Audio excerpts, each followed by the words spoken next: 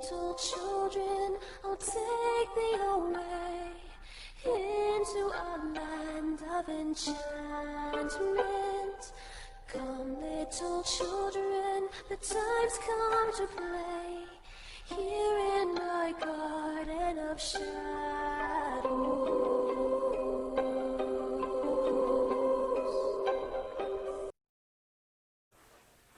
Hello, I'm Rinia, aka Media Adaptation, and welcome back to Moderation's 31 Days of Halloween. We'll do a video each day based on your suggestions. And we're in the process of going through and remaking a couple of our older videos, mostly due to time constraints. But this is one that I always felt was interesting. A small DVD I found at a pawn shop once, called Moville Mysteries. But at long last, it's finally time to take a look at the little town of Ouija Falls. A somewhat calm and peaceful town, that is, unless you believe the stories of a kid by the name of Mosley Moville, played by Frankie Muniz, probably best known for his parts in Sharknado 3 and 4. He has an encyclopedic knowledge of all things paranormal or supernatural. Tell me now, how is it you know so much about leprechauns? Supernaturalist field guide? Actually, Lippy the leprechaun. Up to now the normal cliches, he's more adventurous, seeking them out, but never overly so. He's laid back, and I wouldn't say arrogant, but a tad cocky. And it's mostly about how the stories are structured. Half the time he's the narrator, and has nothing to do about the stories being told. And other times the stories are about him and his friends, and it's being told from an unseen fourth character. Which is strange given that no one else ever acknowledges his existence. It would have been nice to get a final episode reveal that of Ghost or just some guy, but sadly it's never explored. Oh, and speaking of weird double narrations, there are a few cases where the two overlap, where he's both the character and the omnipresent narrator, which kinda makes him feel a little bit dickish. You don't hate him for it, but it's there. Moving on to his two main friends, we have Tommy Hitchcock, voiced by Dan Ida, how do you even begin to pronounce that word? Perwajevic. The best way to describe Hitch is stereotypical but genuine. Normally the hired muscle and catalyst to several events. He's upbeat but not annoying, the realist to most eccentrics, and given the nature of the show, it quickly loses its meaning. Guys, this place is enchanted. An enchanted forest in Ouija Falls. Yeah, right. If this place is enchanted, where's all the wily elves and lucky charms and wee flittering fairies, huh? Huh? There's one right behind me, isn't there? When things go down, he's the first to utilize reckless abandon, but he's also the one to ask, why are we even doing this? And our last main character is Mimi Valentine, voiced by Tara Spencer. She's the muscle of the group, and is the main reason why they don't get bullied. Well, that often. Hitch's shenanigans notwithstanding. She's also big into animal rights, at least. It only comes up once or twice, so it's never too preachy, which helps highlights her duality. She's tough but caring, tomboyish but feminine, competent but clumsy. She fears the paranormal, but joins in the adventures anyway. Also skeptical, but doesn't dismiss any hard evidence. She's also the kind of person to tell you how stupid that stunt was, but also the kind to bet on the outcome.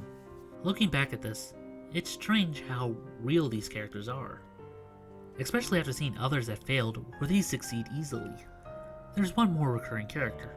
Never in the main crew, but shows up enough to merit talking about. BB, voiced by unaccredited. He's Moe's counterpart, paranoid to a fault, the science fiction to Moe's supernatural. They never agree on anything, but they're never jerks about it. There's a mutual respect they share, and when something goes wrong, they have each other's back. But how did you get past my perimeter defenses? I rang the doorbell and your mom let me in. I see I'll have to review security procedures with her. This show has a bad case at the season 2s. An event that happens when a show gets renewed, and there's a massive budget cut. So we go from the hand-drawn, sketchy style to a more digital one. The main cast still looks okay, but it becomes jarring compared to the newer ones. There is a trade-off though. While looking slightly less like Season 1, it allows them to become more animated. Adding 2 or 3 frames to the animation gives them more of a fluid motion. so I'm not as mad for these changes, as I would be saying something like The Pirates of Dark Water. Ugh, that's a story for another time. You know, thinking back to that DVD, who picked those episodes? Only one was Halloween themed, and they're not even in any kind of an order. It was episode 2, 7, and 13. If I were going to make a DVD, and let's say I could only choose 10 in some sort of best list comparison, I know which ones I'd choose. I'd even do 5 of each style to make it fair.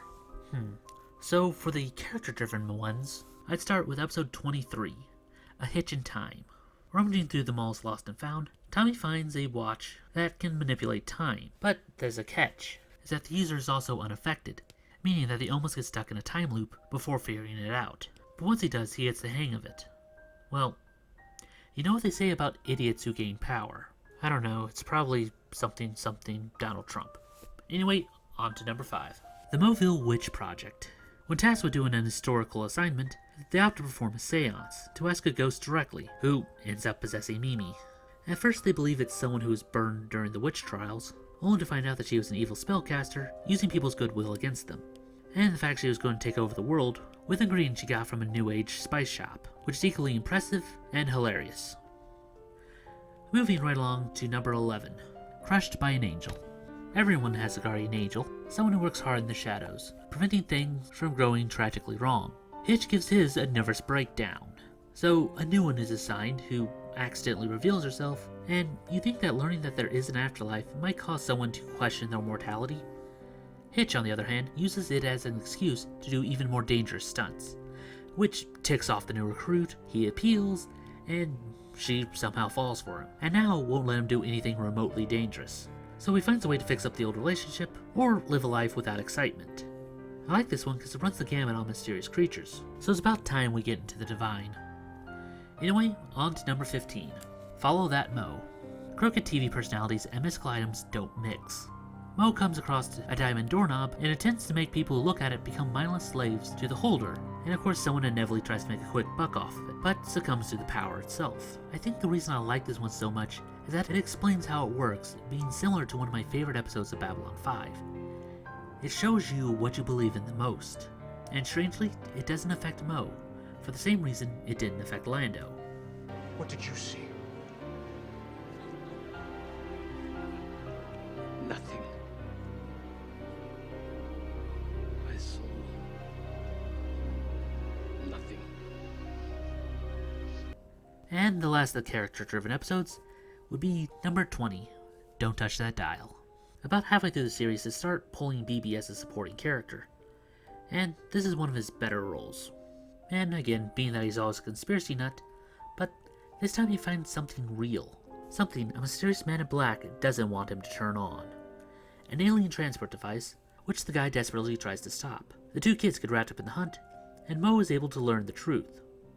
He's BB from the future. When the pair tried to stop the alien in the past, it ended up costing Mo his life, and BB spent the next 20 years trying to find a way to undo his mistake. Not many stories take the whole child murder route, so I commend them for their efforts. But now it's time to look at the narrative-driven episodes. And let's start off with number 3, The Day Rico Became Smart. The title character is the town's athlete, and all-around nice guy, someone who puts himself in harm's way to protect others. And after saving Hitch from one such event, he gains genius-level IQ, while keeping his athletic prowess. His family and agent only care about his sports career. Rico finds himself unhappy not being able to use his intelligence for the benefit of mankind. This is also one of those half-narration episodes where Mo is and isn't a part of the story, giving him that dickish quality I mentioned earlier. Although trying to outsmart a genius is easier said than done. Mo does step in at the end when he's needed. But as for Rico, it reminds me of the second part of an old saying. You know the one, ignorance is bliss? The other part is often forgotten. Knowledge is painful. Next up, we have number 14, The Night and Day of the Hunter. The start of season 2. And I don't know how to say this. Is there a word worse than disappointing? I don't know, but I'm pretty sure it's German. We get the huge drop in quality, and then we get the change in story structure. Only a third of season 1 were narrative driven, and now it's the majority. But once I came to terms with it, I found myself enjoying them quite a lot. Here, it's kind of basic, but effective. A rich family has an antique hunter figure with a legend that states that good luck follows to any who care for the statue. The dad gives it to his son for his birthday, who, being a spoiled brat, throws it away, where a young artist finds it. The rich family gets into financial trouble, while the other gets his big break. Our artist gets adopted by the family and gets appointed as the new heir of the Hunter legacy, and will be the one to inherit it next. A simple story where the series needed it to be, but a lot like the figure, the importance of it isn't known until after it's gone. Moving right along, we have number 17, Mirror Mirror on the Wall. A teenager inherits a hand mirror from a dead relative, which of course has an entity living in it, someone who shows her how to make the most high-end of designs, but cuts into her sleep, and over time it adds up. Tossing aside the mirror, but then it fights back, drastically changing her perception, and then trying to replace her altogether. We've all seen stories like this, but it plays out the primal fear of being seen for what you are rather than who you are. Only 2 more stories left, so let's take a look at number 21. You sold your soul for what?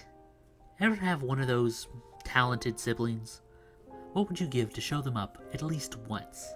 Our boy finds a blind blues player who is willing to teach him, but only if he's willing to pay the price. And after a while, he obtains it.